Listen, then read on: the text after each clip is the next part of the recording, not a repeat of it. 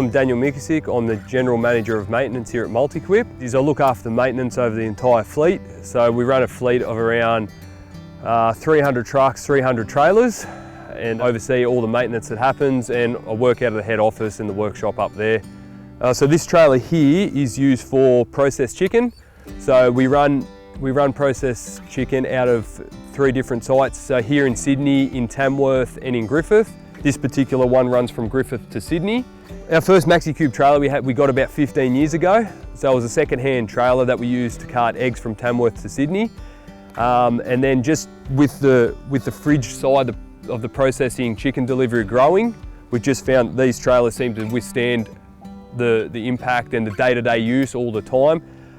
We always were getting second-hand trailers, but then we've converted to buying the new ones, just because, yeah, they do seem to last. So we started using Maxi-CUBE brand as the fleet has grown. So they offer us good customer support, you know, good comparative prices, everything sort of local to us here in Sydney with the workshop they have at Smeaton Grange. So if there's ever any issues, we just take it to them and they sort it out very quick. Less downtime for us, less downtime for our customers.